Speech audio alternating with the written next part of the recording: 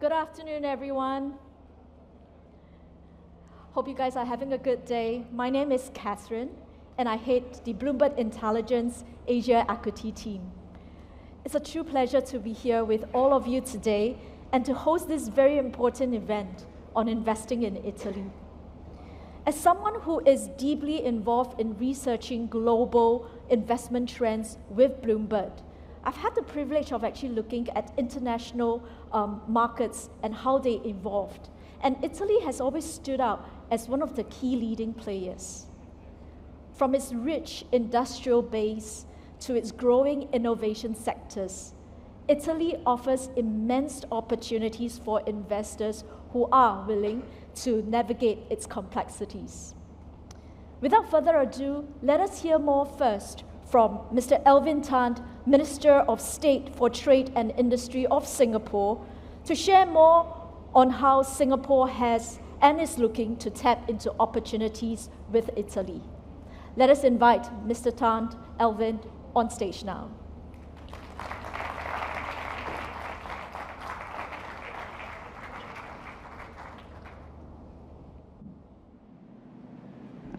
His Excellency Valentino Valentini, Deputy Minister of Enterprises and Made in Italy, His Excellency Dante Brandi, Ambassador of Italy to Singapore, Mr. Tullio Ferrante, Under Secretary of State at the Ministry of Infrastructure and Transport in Italy, our distinguished guests, ladies and gentlemen, buenos sera to all of you. It's an honor to welcome the arrival of Italy's historic naval ship, the Amerigo Vespucci, here in Singapore. Why is this important?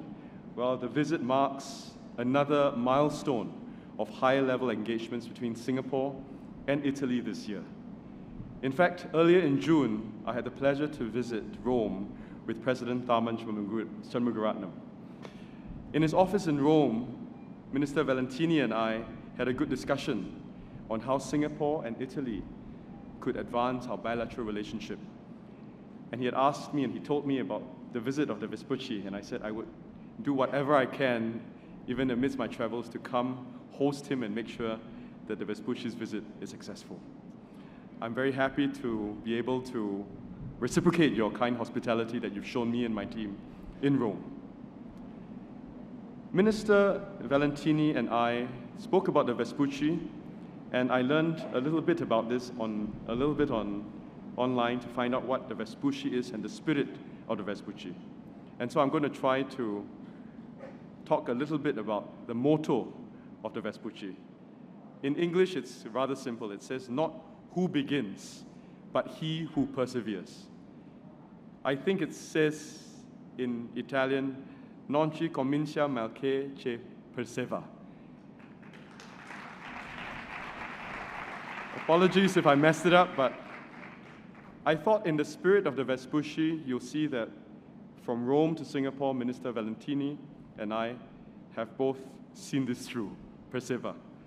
In fact, there is much to learn about the Vespucci, and I suspect that the Vespucci was also the source of the inspiration of today's theme of the conference, which is Invest in Italy, where innovation meets with tradition, where innovation meets with tradition.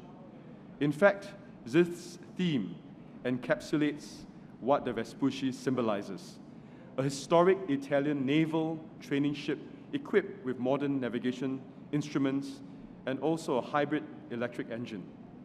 In fact, you also have sails, so when we talked to the captain earlier on, you both have diesel, electric, as well as wind power. But let me talk about how innovation is meeting tradition in the Vespucci sense, and go back in time to history. In fact, the histories of Singapore and Italy capture the Vespucci spirit of history and tradition. Historically, Singapore and Italy were port cities that flourished through maritime commerce, making trade an integral part of our identities. Italy, of course, surrounded by the Mediterranean Sea, was a key node in the Roman Empire's vast trading network. The Renaissance then further solidified Italy's role as a maritime hub, where cities like Venice thrived by trading with Asia and also other parts of the world. Singapore, too, served as an entrepot for trade for centuries. It's core to our history as a maritime nation. Singapore facilitated the passage of goods from distant lands and distributed them across Asia through the Straits of Malacca.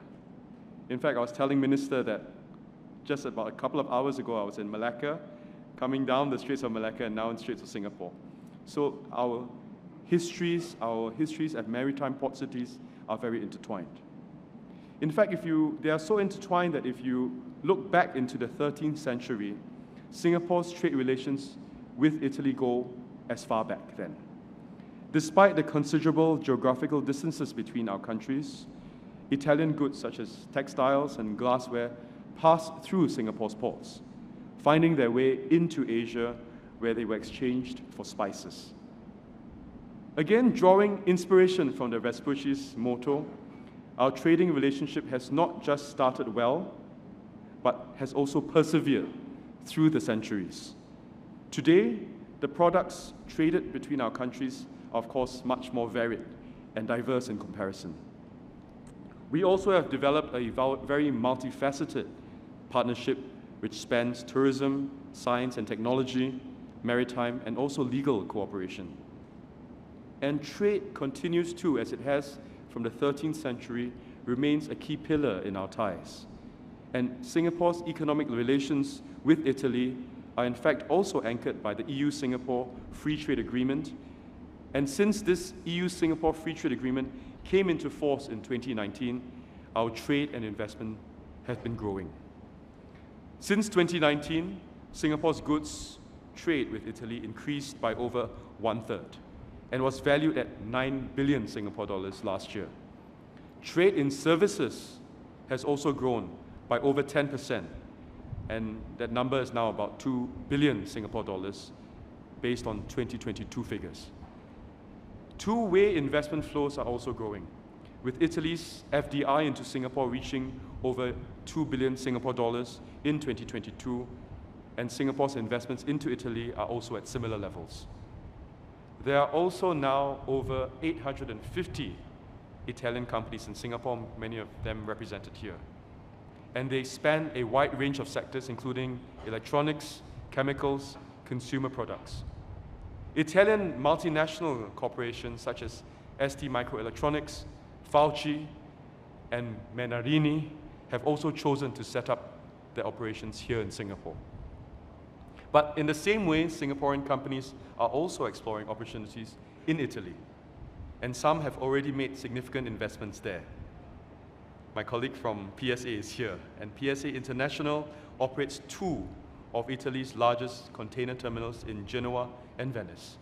Combined, these container terminals handle over 2 million TEUs of shipping containers annually. 2 million TEUs. On this note, I would also like to thank Italy, and particularly Minister Valentini, for recently ratifying the EU-Singapore Investment Protection Agreement.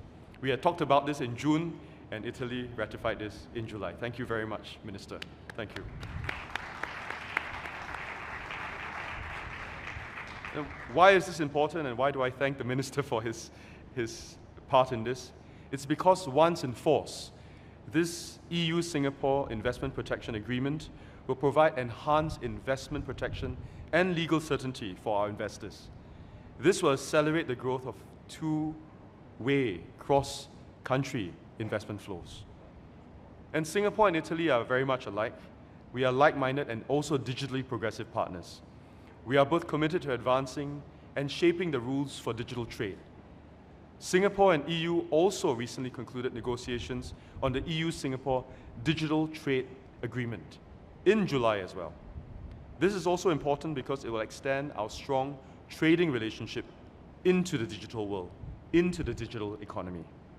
Now, when in force, the Digital Trade Agreement will provide greater clarity for our companies by putting in place rules for digital trade and cross-border data flows. By enabling interoperable digital trade systems such as e-payments and paperless transactions, we can enhance the efficiency of businesses' digital transactions and also reduce your business costs. This is particularly important and will be very much more helpful to small and medium businesses or SMEs. But amidst a growing tide of protectionism, These agreements reinforce business links between Singapore and Italy and can ensure that our businesses can transact confidently and seamlessly across both our countries and also both our regions. Again, an example of perseverance, the spirit of the Vespucci. Now, the Vespucci also reminds us that innovation and tradition are complementary.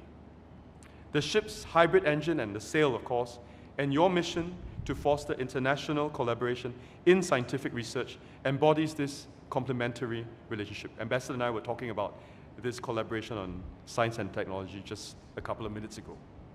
But this collaboration also reflects how Italy and Singapore's economic relationship has continued to evolve over time, and the growth opportunities that we must and we are seizing together by drawing on our traditional strengths to build new capabilities in innovative sectors.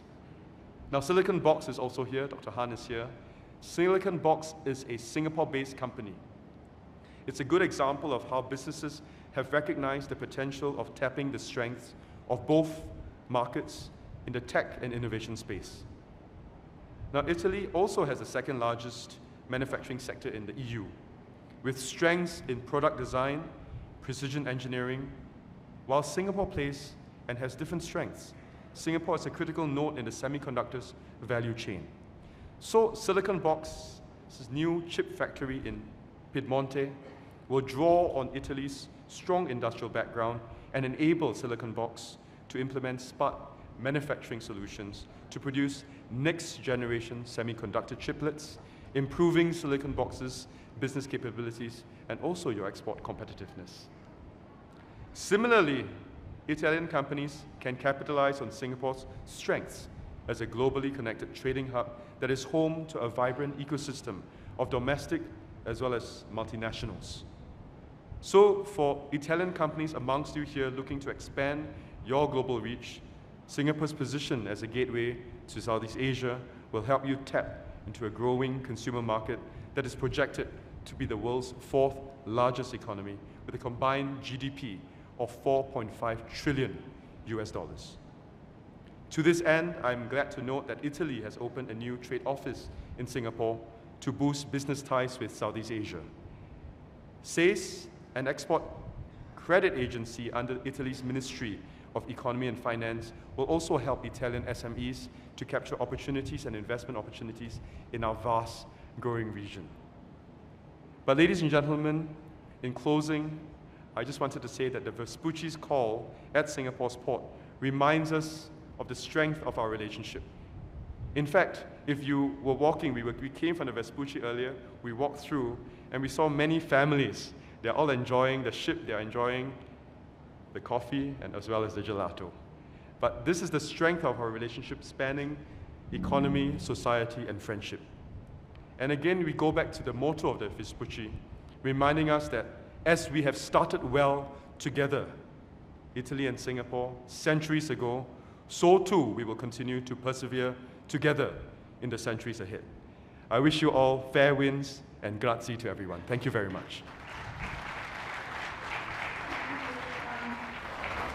Without a doubt, the trade between Singapore and Italy will continue to grow. And it's not just because of the traditions, the legacies, but really because Italy, the authorities, they are also making and taking big strides to actually improve and support foreign industries, foreign enterprises in all forms and policies. We're going to start on that path, following the address from our Deputy Minister of Enterprise and Made in Italy, Mr. Valentino Valentini. Let us have Mr. Valentini set us on the path to find out more about the Italian investment landscape. Mr. Valentini.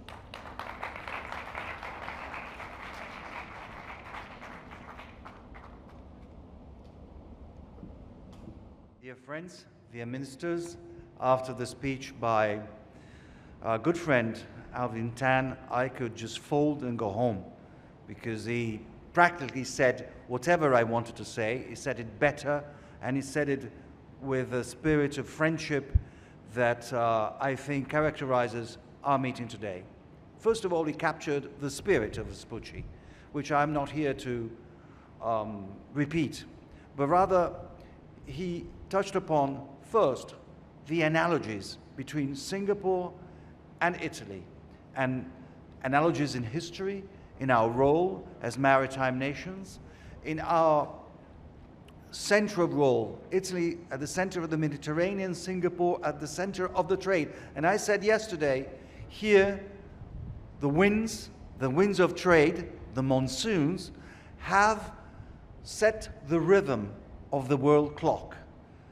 All of the world would go, probably by the month of March, would go from the west towards the east to come back the east toward the west. And that set up trade, civilization, and development of this area. And I said yesterday, today our ship is here, and in the flag of our ship we find the lion of St. Mark, that is waving in the city of the lion, Singapore. And our ship comes to what? Is coming to the city on water, Tamasik. Venice on this part of the world, Venice on our part of the world. Are these analogies and similarities just a quirk of history? No, I don't think so. I think that this analogy is still present today. Italy, second largest manufacturing country in Europe, a wide base of manufacturing covering all sectors, with a highly skilled working class, with very good universities that provide us with all the necessary research which is necessary from going for tradition and innovation, and at the same time with all of the famous F's of Italy, food, fashion and furniture, but also with some more F's, fantastic manufacturing, or, if I could add that, the ability of using space, which is one of the other points where we're going to cooperate together, using space not just as a new frontier, but rather use space as part of our everyday technology. And that's another sector where Italy is at the forefront. And I would like to remember you all that Italy was the third country in the world to launch a satellite. After the Russians, then came the Americans, and then came Italy as the third country to do that.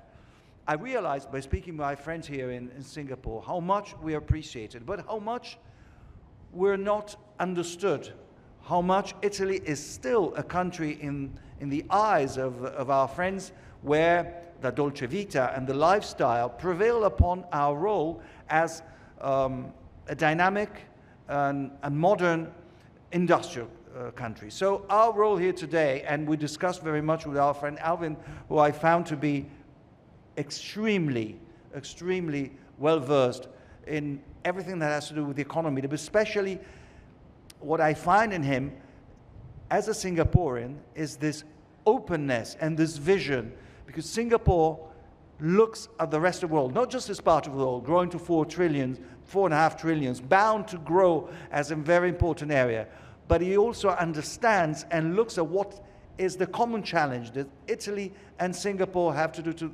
together. One, the green and digital transition. Two, the need to keep trade open and free. That's why we set up the rules. That's why we did the agreement with the European Union. That's why we passed so quickly the protection on investment, because if Italy, as you well know, has 1/3 of its GDP in exports, Singapore is 3 times that much.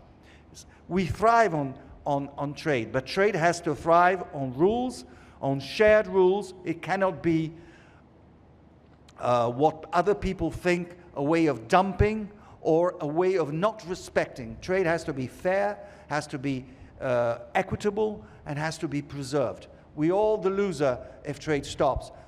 We're not in favor of tariffs. We're in favor of keeping trade for the well-being, not just of Singapore and Italy, but the respective areas of the world. Because another element that unites our two countries is that Singapore, as you heard, is the door that opens to Southeast Asia and this part of the world, and that's the place where the Italian companies have come, Menarini, Fauci, and many others, I hope, will come and set up shop here to access this part of the world. So are we in Italy. We're like a platform in the middle of the Mediterranean. We are a door, of course, to Northern Europe, to the European Union, and we want our Singaporean friends to understand and come and set up shop. And I thank the companies that are here, and we look very much forward to the new investments, which we hope will not just bring one company, but rather will help set up a whole ecosystem in the semiconductor sector. But what I meant is, Italy is a platform towards the north, but also towards Africa. Via the Mediterranean, we want to open up to the southern part of the globe.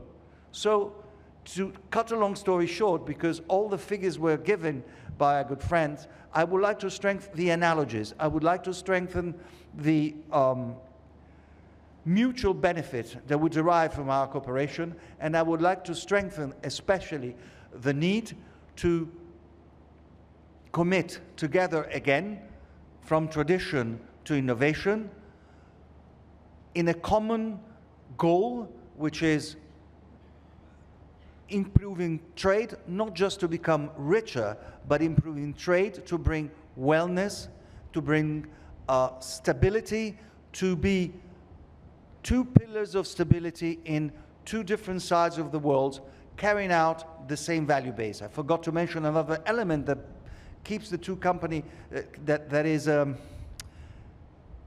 echoes these two areas, is the fact that our economy is made up of small and medium family-run companies, as does Singapore. Singapore is home to more than thousands of family offices. And what does that mean?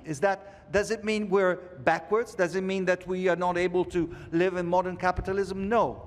It means we're able to maintain our structure of small and medium-sized companies that are clustered in some of the highest, most advanced clusters that we have. It means that we share the same values, because a family-run company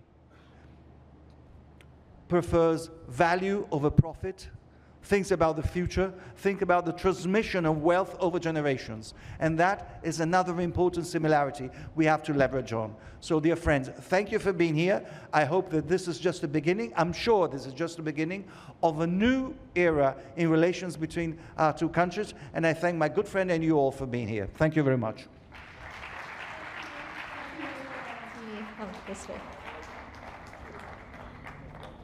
Thank you. And let's now kickstart, the first of our two panel discussion.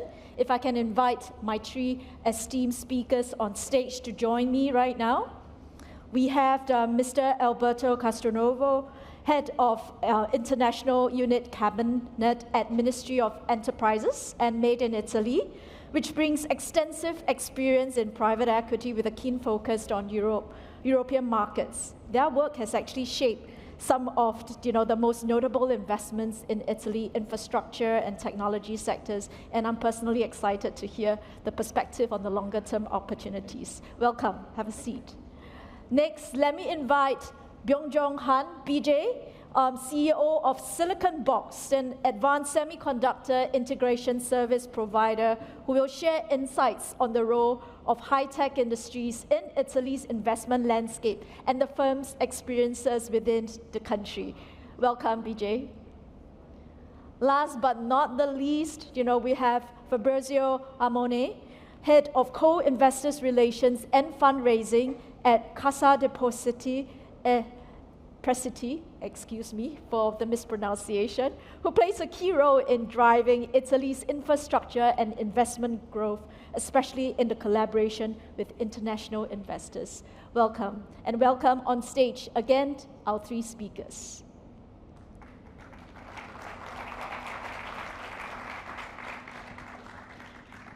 So I guess, I'm particularly excited, but after hearing what Mr. Tan, Mr. Valentini has shared, about the unique insights on the Italian market. There seems to be variations in what most people, especially laymen like myself, know about Italy and would associate the country with. Maybe Fabrizio, I'll put you at a spot, just to find out a little bit more about what you've been sharing with the investors here in Singapore, because I know you have a packed schedule. You and I with actually talked earlier. So what have you been sharing in terms of what makes Italy an attractive destination for private equity investments? Well, thanks, first of all, for inviting us here. As you can hear from my voice, which is gone since a few days, yes, we had quite a few meetings here. It's the first time that Cassa Depositi Prestiti is coming to Singapore to start discussing about the many opportunities that we can offer in Italy in terms of the investments. And the first thing we discuss is the fact that, of course, the local investors, not only here, of course, when we start discussing our sectors, they expect us to bring forward automotive, food, fashion, furniture, I mean, something which is typically associated with Italy. And in fact, when we open up our catalog, which, to be honest, is quite an attractive catalog because we talk about one of the most interesting countries in the world, out of the 10 top sectors that we highlight as key made in Italy, right. Yes, we have these two sectors, but we have semiconductors, we have robotics, we have aerospace, we have agri-food, especially the tech components, and so on. So sometimes we make the joke and we explain that, yes, we do furniture, we are very famous for it, but for instance, 70% of the habitable volume of the ISS was engineered and or manufactured by Italians, and we're not talking about traditional, furniture. Right. So that's the first part of what we highlight about Italy. The second aspect, we highlight the opportunities. Especially, also, we heard before, in small, medium companies that are the backbone of our economy, and linked to the strength of the clusters. We call them distretti in Italian, which is a peculiarity of our country that even at the European level is well known, and I can say they like it a lot in terms of the specialization, including in the IT segment.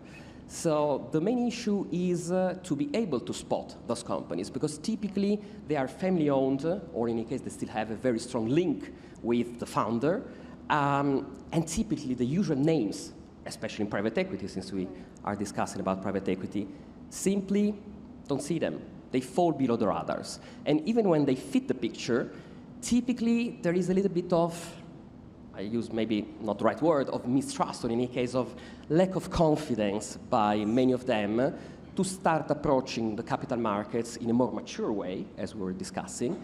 That on the one side is needed because they want to grow, they have this ambition to continue to go ahead and to pass to the other generation value and growth. And this is where, for instance, our institution fits. Just a couple of words about Cassa. Cassa was created even before Italy was existing. We talk about history and innovation, and Cassa was founded in 1850, when the Kingdom of Italy was still not existing as, let's say, institution and entity. And Cassa links, let's say, especially the small, medium companies, with also in this case international investors. Why is that? Because of course we're Italians, we are very present in the country.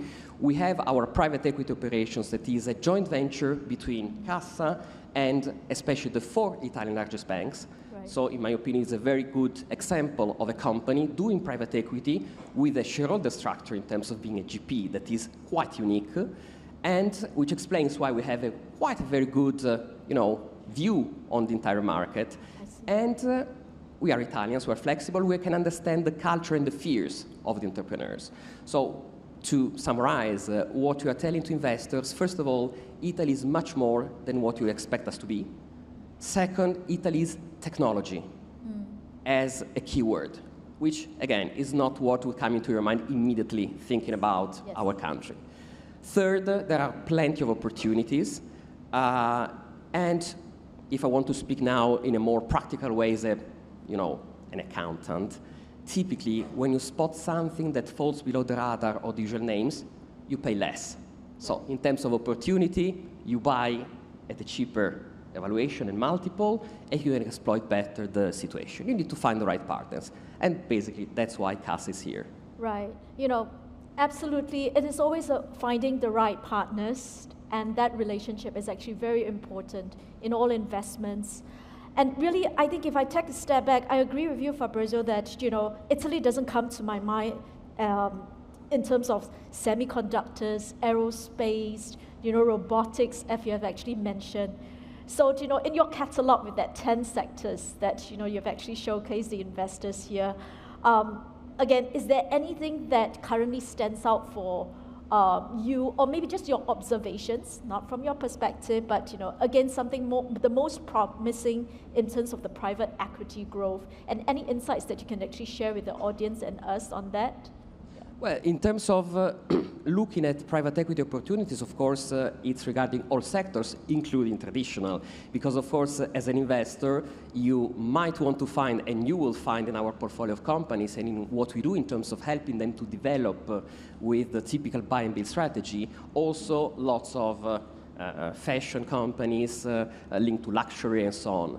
But again, what in my opinion is much more interesting is everything linked to the innovation.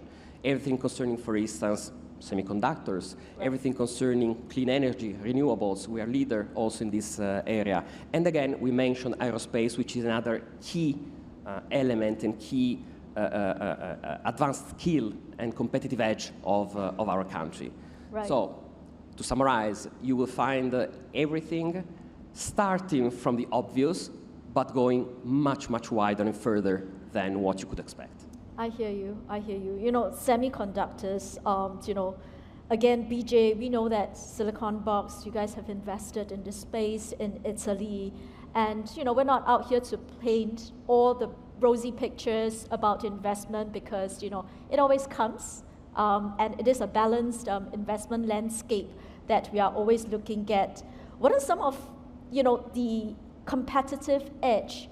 If I can start off this discussion, that BJ, as you evaluate and look into the market itself, that you see that Italy offers in the semiconductor space, and from your perspective, and you know, Alberto can actually feed us more on this, how has the country actually supported technological innovations in this space? Okay, semiconductor manufacturing is really, say, technology manufacturing business. Technology manufacturing, you know, two words that very important two words.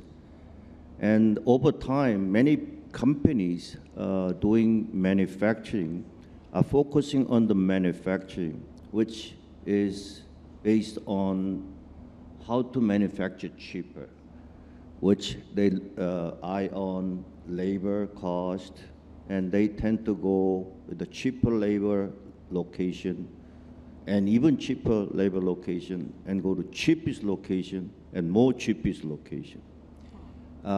In my view, it's like a downward spiral. All the company went into that route actually disappeared. Semiconductor is very, very fast turnaround industry that going into the ever cheap labor cost area is not the way you have to do. Another word in the technology manufacturing is a technology.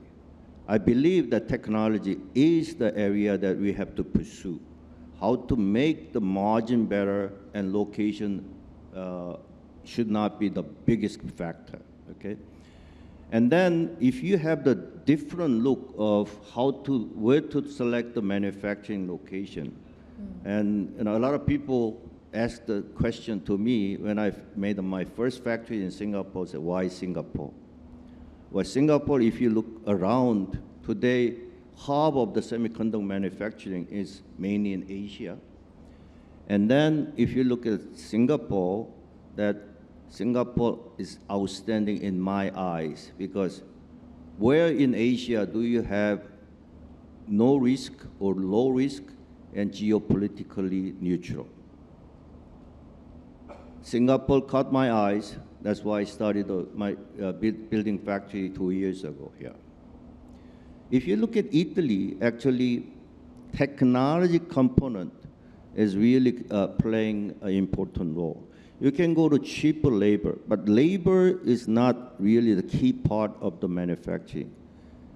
Another part of labor, of technology excellence, is like engineers. How to find the good quality engineers.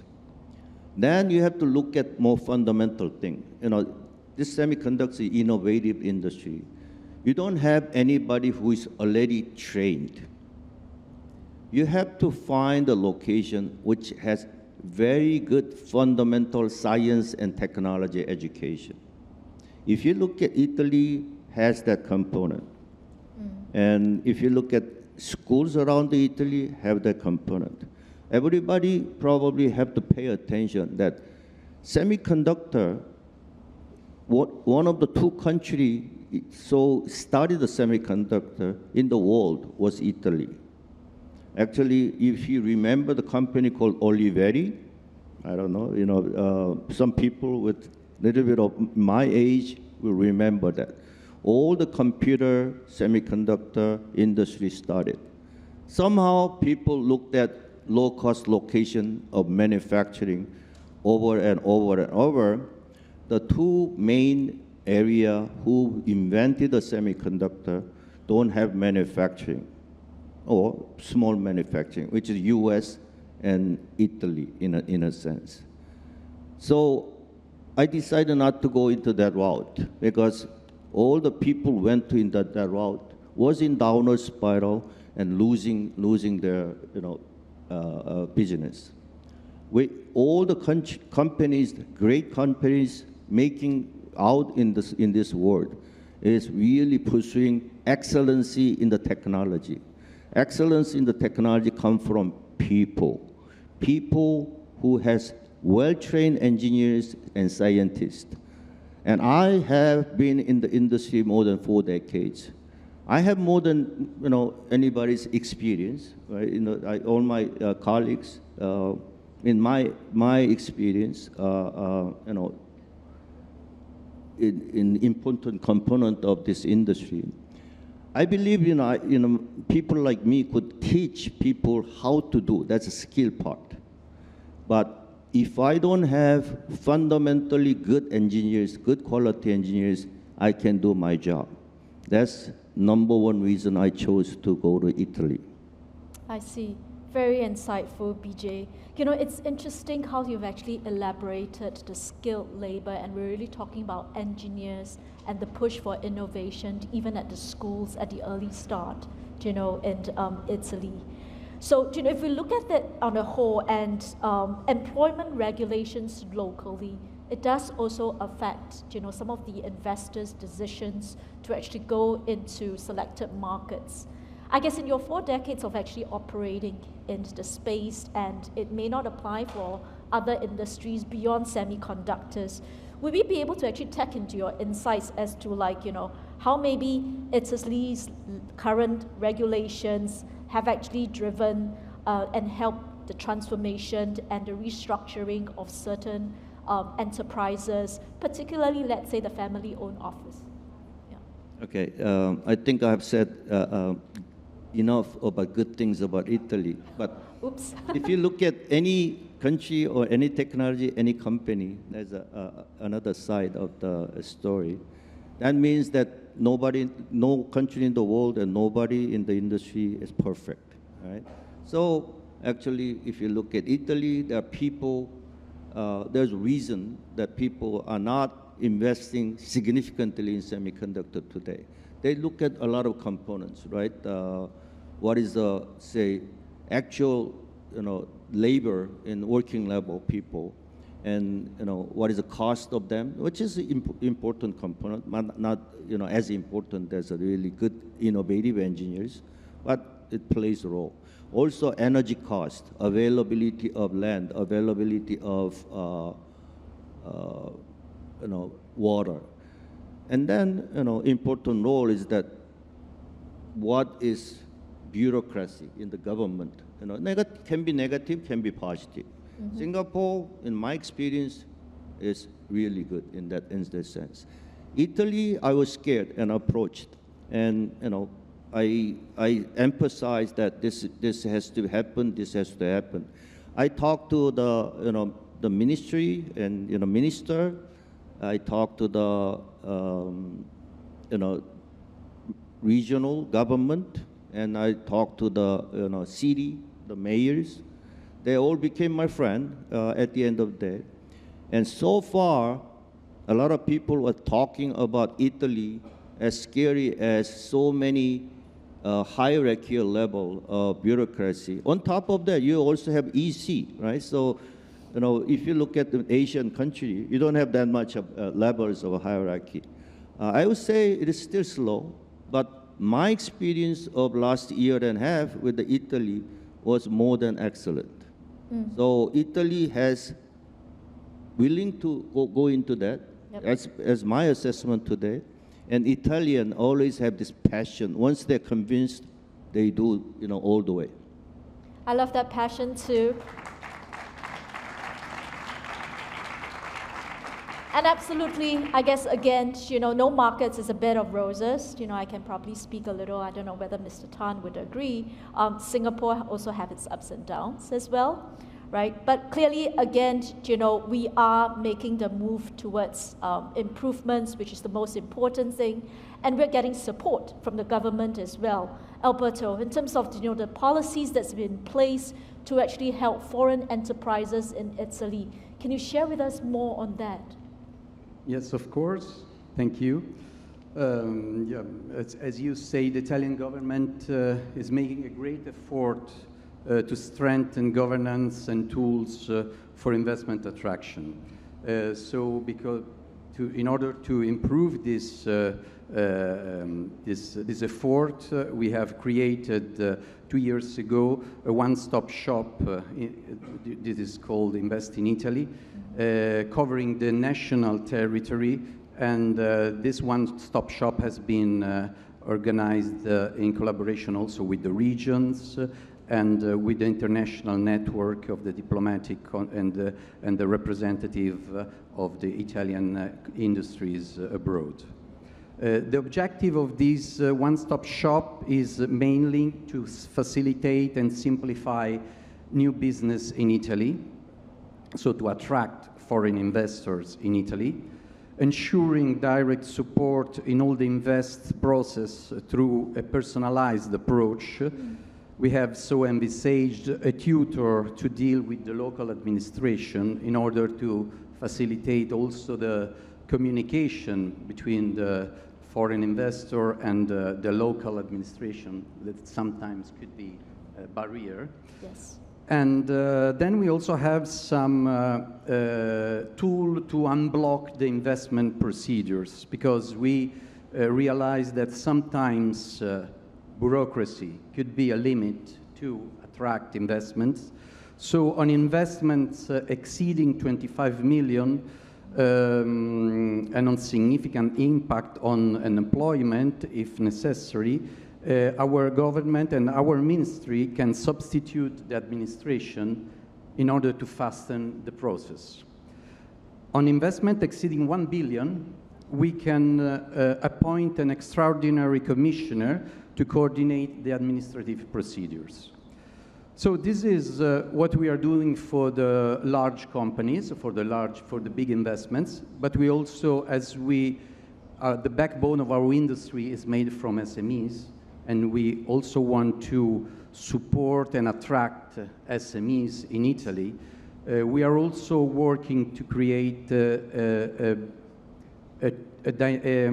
digital tool, which is a business matching platform, in order to introduce the Italian SMEs to the foreign investors.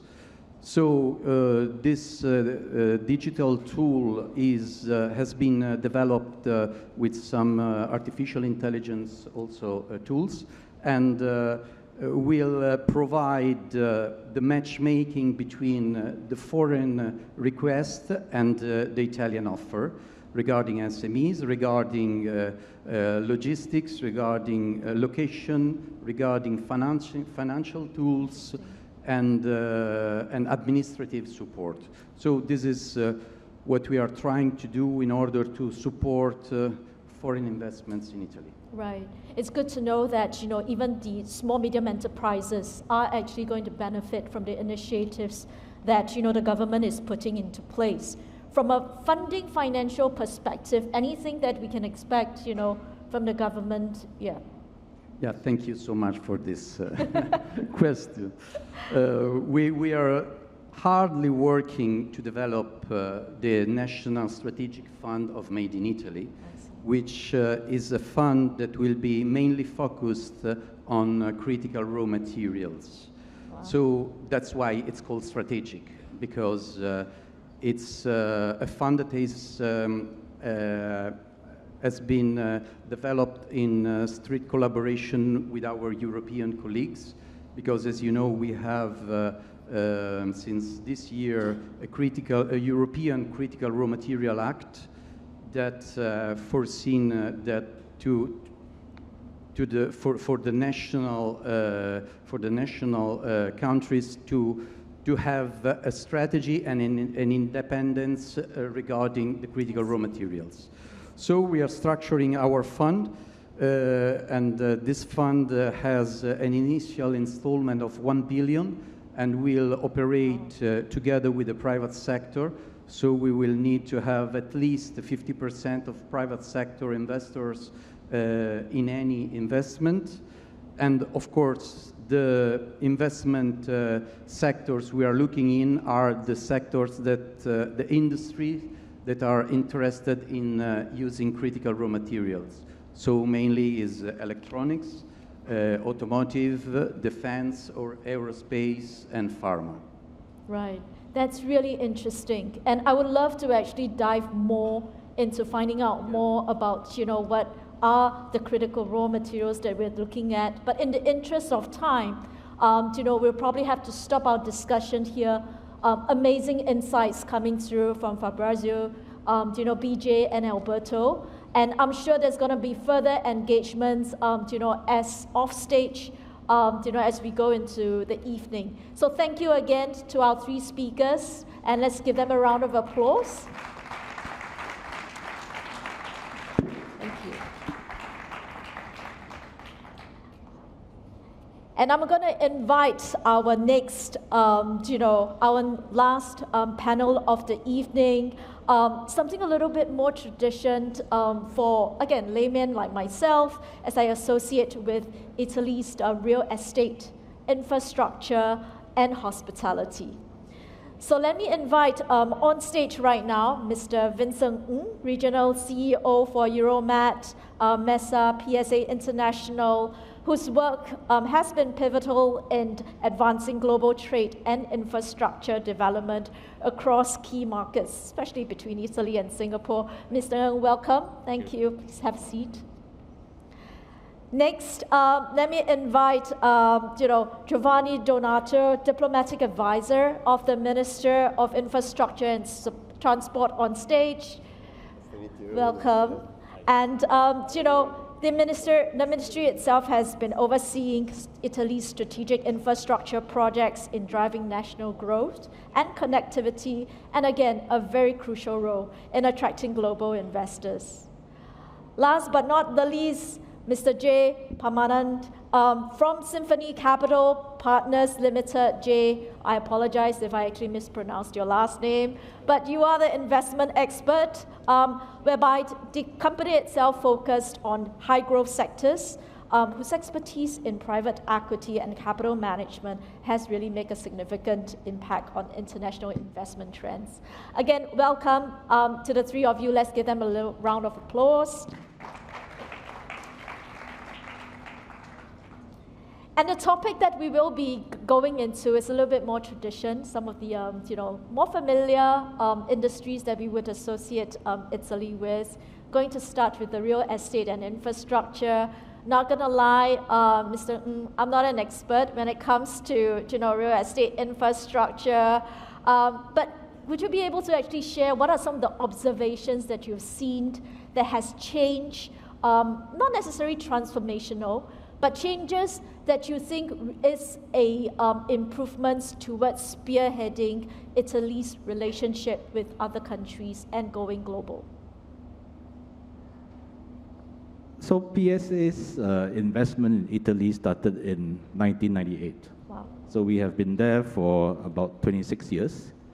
We have 3 container terminals. We operate 3 container terminals in Italy, 2 in Genoa, and 1 in the port of Venice.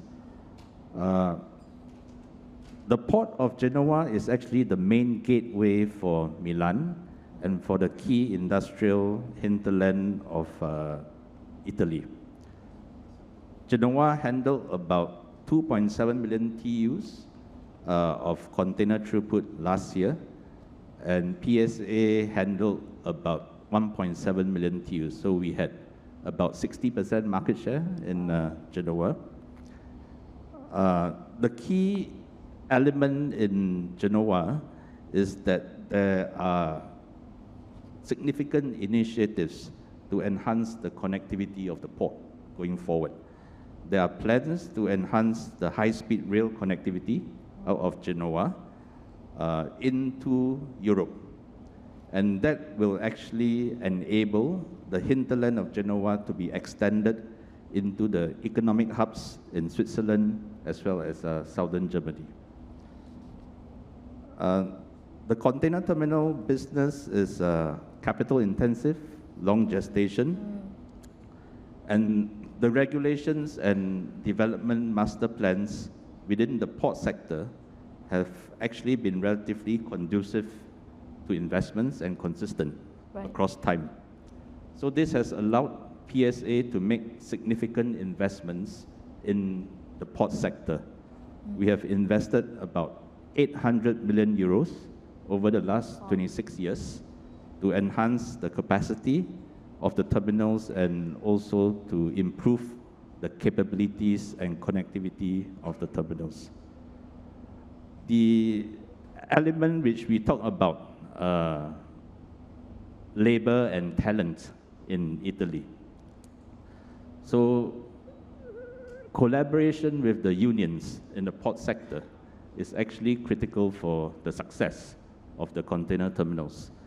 And we have had a long relationship with the unions in Genoa, and over time we have been able to develop a constructive and open relationship with the unions.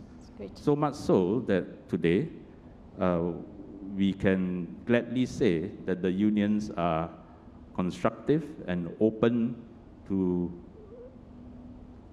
issues which can be quite sensitive.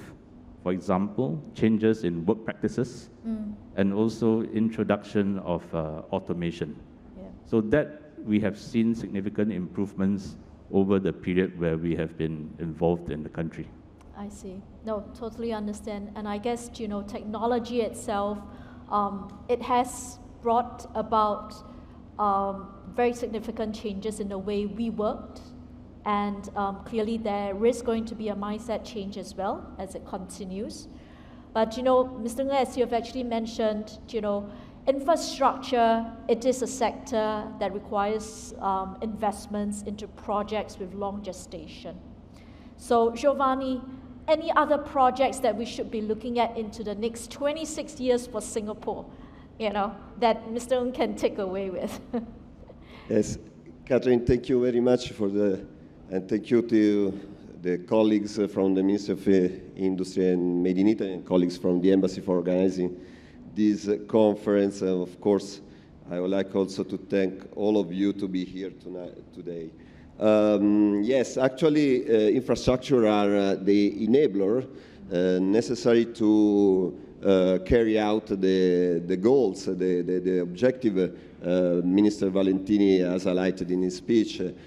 First of all, to consolidate Italy as the hub in the center of the Mediterranean and a crossroad between the Indo-Pacific and Europe and Africa, of course. And secondly, to pave the way for a long-term economic growth with a long-term perspective. And thirdly, to tackle to keep Italy at the edge of the technology and tackle the twin transition, digital and green. So Vincent mentioned the very important project we have in Genova with the new dam, which will enlarge the capacity of the port to host also the most largest ships. We are investing in railways with a double purpose to connect Italy to make Italy more integrated in the TEN-T corridors with Europe. And the one mentioned by Vincent is precisely the one connecting Genoa to the north of Europe, the Rhone Alps. But we are investing more also in the east-west corridor, the Mediterranean corridor, linking Milan, Turin, and Lyon. And of course, the very important corridor, the base tunnel of the Brenner Pass, which is fundamental to keep Italy well connected to Germany. But we are also investing in infrastructure projects which will enhance the social economic cohesion, especially in southern Italy, where high-speed railways will be a reality, connecting Rome to Palermo, with a very important investment of 25 billion euro, and closing the gap between Sicily and Italy with this, the Messina bridge, the bridge over the Messina Strait. What are the impact on technologies? I want to mention something that is very clear to everybody. You know, we are very at the age with the high-speed trains, with the Frecciarossa-Mille. I was in Berlin with my minister end of September, and we presented the new Frecciarossa-Mille. And so I asked the CEO of Trenitalia, well, what's really new in this Frecciarossa-Mille? He said a lot of things, technology, the comfort, the materials, but what is really new for me, what is very important, he remarked, is the fact that the Frecciarossa-Mille is now 100% made in Italy. So all the components of that train are made by companies, by productive sites which are located in Italy. So that's just to give an overview of what we are doing. Of course, Italy is a blue economy as well. Minister Valentini remembered the fact that we are also a water nation, so a nation based located in the water, and in Singapore this is a very important aspect that Vincent mentioned also with the investment PSA has made in Genoa and in Venice. Of course, blue economy is not just ports, even though we are investing a lot in ports, also to make ports to make ports to be the hub, energy hubs to face the green transition, and to support the blue economy, which is a relevant part of our GDP. I see. You know, Giovanni, most people wouldn't quite associate, like it doesn't come straight to us, the incorporation of AI into infrastructure and real estate. So as we go into investing, and you know, it's great to hear that our high-speed rails, it's now 100% Italy made. Are there any elements of that AI technology that we have incorporated, not just into the trains, but other infrastructure projects? Or maybe there is an element that we are focusing on as we go into the trajectory ahead? Well, yes. I'm looking also at my notes, and we need to remember also the investment we are doing in smart roads, for example, which are really relevant also for the future of mobility and to face this digital and green transition. Roads are part of also an important part of the reform we are working at on the concession. Bearing in mind that the sector, the highway in Italy, which counts on around 6,000 kilometers, registered an average of 2.5 billion transits in 2022, and a gross toll revenue of 7.8 billion euro. This is quite a remarkable economic value coming from highways. Of course, we have other 33,000 kilometers of public and free roads, which are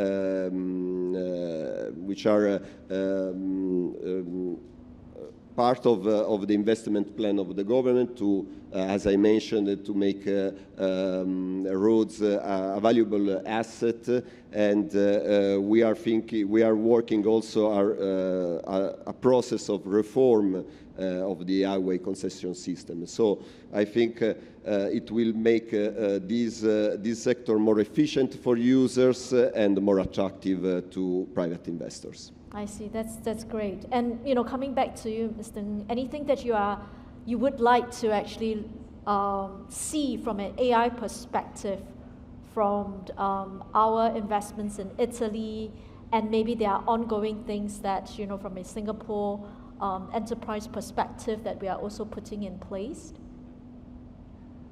From the port infrastructure perspective, our focus is not only to enhance the productivity and the efficiency of the container terminals, but in order to achieve sustainable competitive advantage and efficiencies, we need to look at the digital connectivity as well of the port, right? So developments, for example, of a port community system, whereby the different stakeholders within the port are able to exchange data seamlessly, and also to overlay perhaps digital solutions onto the platform.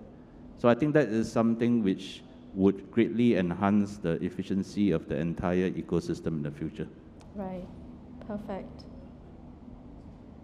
We have the ports, the infrastructure. On a lighter note, Jay, hospitality, I know that's where Symphony has been investing into, and you have an amazing project that's coming up in Florence. Share a little bit more with your audience, what this project is about, and they could actually be your targeted clientele. Thank you very much, Catherine, and thank you for having me here tonight. So Symphony is an investment firm that has invested in hospitality since the 80s. We also invest in healthcare, logistics, education, and something we call lifestyle, which includes anything that's consumer-driven. On the hospitality side, some of the iconic things we've invested in is the Armone Resorts. So our chairman was the co-founder. We also were an early investor in the Minor Group, which owned the NH Hotel and the Anantara brands. So we embarked on a very large project for us in Italy a few years ago. We're developing an ultra-luxury hotel in residence in the heart of the old city of Florence. It involves the refurbishment, restoration of 3 old buildings, one of them dating from the 1200s, and also the construction of 2 new buildings. When complete, the project will include 90 hotel rooms, 11 large residences, 6 F&B outlets, and extensive spa facilities. The total area of the development will be 22,000 square meters and will cost around 200 million euros. So the design of the residences are going to be done by the Christian Liag Group. So it's an iconic French interior architecture and furniture business, which is responsible for the MESA Hotel in New York, and also designing projects for the Coste Hotel in Paris. So we acquired the Liag Group in 2016, and a key objective for our project in Florence is to extend the brand name to managed residences. So why did we choose Italy, I guess? Yes. Taking a French brand and bringing it to Florence. Well, I think there were a few reasons for that. We were looking for a location that resonated with the Liag brand. Liag has a very wealthy and sophisticated client base, and I think it lends itself quite strongly to Florence.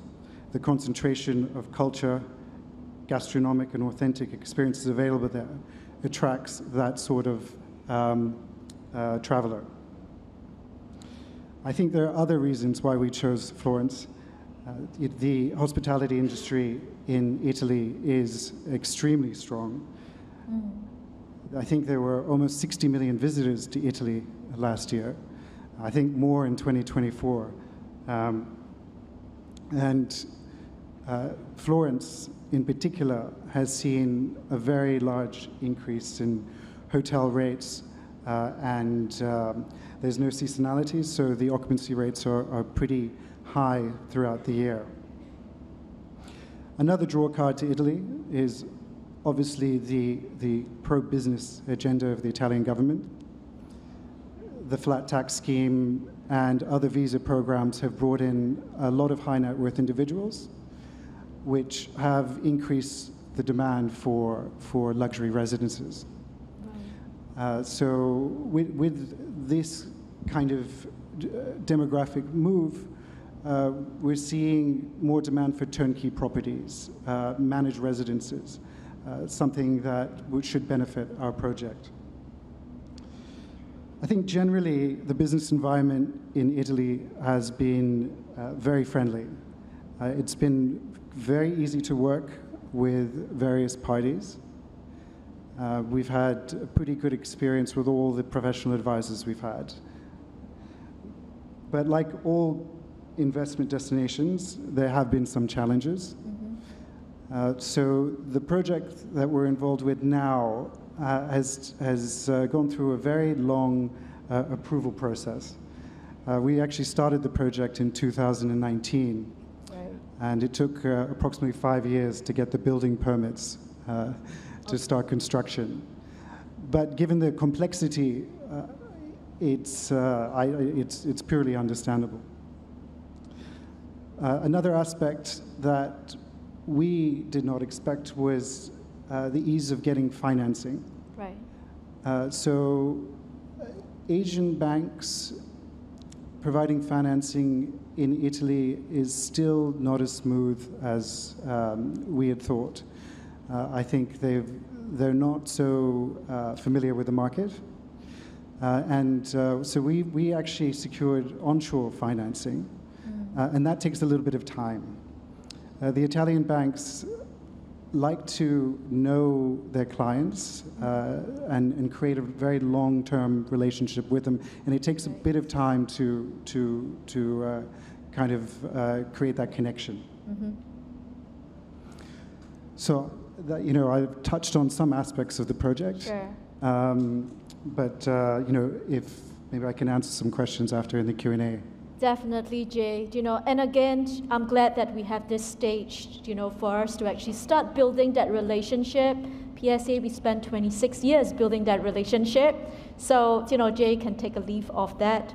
But it is interesting, as you mentioned, the growing tourism and really coming from Asia, Greater China, it's one of my markets. Everyone wants to go visit Italy, for instance, because of its deep culture, the immense history that's behind it. Just like to find out a little bit more about your clientele, which could actually influence other sectors as well. What's your clientele mix that you're expecting? And, again, on a personal front, what's the target market group that you're acting? What's your average room rate, if you can share with us right now? Well, I think the hotel rates we're expecting are going to be quite high. So very surprisingly, the luxury end of the segment of the market in Italy is in high demand, and there actually is not enough supply. So the room rates in Florence have increased threefold over the last 5 years. Right. And wow. You know, rates of 1,500 to 2,000 euro a night are not unheard of at five-star properties. Okay, and you're at the 1,500 range, maybe a little higher. Okay, sorry. Remind me again. When is the opening of the? Or when will the project be complete? It's second half of 2027. Okay, so we're gonna hold Jay, accountable to the slightly higher than 1,500 range room rate. So looking at that, any specific trends that you are expecting? Again with the focus on tourism itself, looking at Europe and Italy in particular, as Mr. Giovanni have actually addressed. What was the most dramatic change that you've seen in the Italian tourist landscape so far in the last 5 years, particularly after the pandemic? I think there's been a really large increase in U.S. travelers, and a slight decline in travelers from China, I guess because of the economic conditions currently.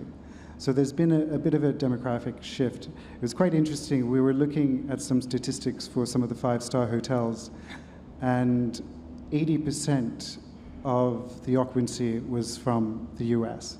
Wow. And then next on the list was the UK and then France. Interesting. So there's been a bit of a shift there. There is a lot of demand for trophy assets in Italy. What I've seen emerge is quite a lot of competition with local family offices.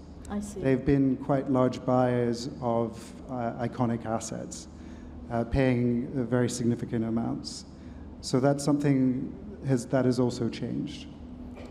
I think now we've seen 5 or 6 transactions that have taken place where the price per key has been over 2.5 million euros. Wow. Okay, that's really interesting. Well, I guess as we go into the final minutes of our panel itself, again the various sectors that we have actually touched on, and Jay, you're on the hook to actually answer this first. Anything that you would like to actually address to the audience, to our authorities here, that as a foreign enterprise, right, going into Italy, what would you most like to see over the next 5 years as we continue to actually invest and work with the authorities to actually help grow the investment landscape?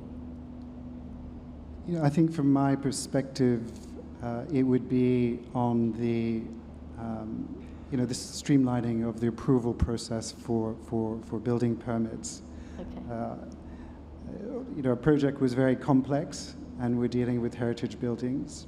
But I think if that process could be sped up, I think it would attract a lot more capital from overseas. In saying that, we've had a lot of support from the Italian Trade Agency and the embassies here and in Hong Kong.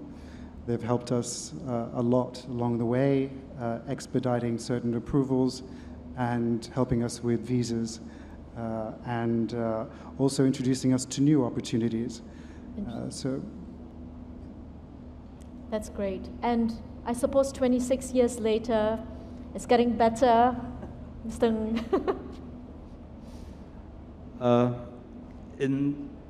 PSA is looking to continue to invest, to expand capacity in the port of Genoa, especially because we see that there is increasing demand for container handling capacity in the port. So again, I think I share Jay's sentiments in terms of expediting the approvals, making sure that we are able to execute the investment plans quickly and in a cost-efficient manner, right, going forward. In Italy, the master plans and the regulations are typically quite clear, but sometimes the application of those regulations can be inconsistent. And so I think that is something which should be addressed. Right. But again, having been in Italy for 26 years, we take a long-term view of our investments, and our experience is that at the end of the day, it will work out over time. Right? So I appreciate all the support from the authorities and the various administration over the time horizon when we have been in Italy. Thank you. And Giovanni, last words to what has been just presented and spoken by Jay and Mr. Ng. Well, the first word I will say is thank you to the two companies and the other one who intervened in the first panel for investing in Italy. And the second word, we will do all the best as possible to make our business environment even better than today. On the approval, it's not under the portfolio of my ministry, but what I can say is that, which is quite interesting for foreign investors, we reformed the public procurement code. So this is something, a new piece of regulation that could help also foreign investors to come to Italy. In a more long-term view, I can say that the investment plan, the money we are investing in infrastructure, 200 billion euro, is a clear indication, indication of what is the vision of this government. To recover after the pandemic, we didn't use helicopter money. We are investing in infrastructure, physical infrastructure, digital infrastructure, to make, of course, Italy's economy more efficient, more dynamic, more sustainable, more affordable for foreign investors. So, thank you so much again, and we are open to provide all the possible efforts to support you. I hear you, Giovanni, and I'm glad that again, we had this special evening and the afternoon to actually have this dialogue and exchange. No investment market is a bed of roses. There are always going to be challenges and room for improvements. And what we have actually heard from the two panels is that definitely steps have been taken to address issues, and I'm sure we will be hearing more exciting developments on the positive fronts from those who have actually presented today. A round of applause, and thank you so much for joining us tonight. And with that, we will close our session, and enjoy the rest of the evening, everyone. Thank you, Mr. Ng. Good to meet you. Good to meet you. Thank you, Giovanni. Thank you. Hey, Jay. Good to meet you. Thanks.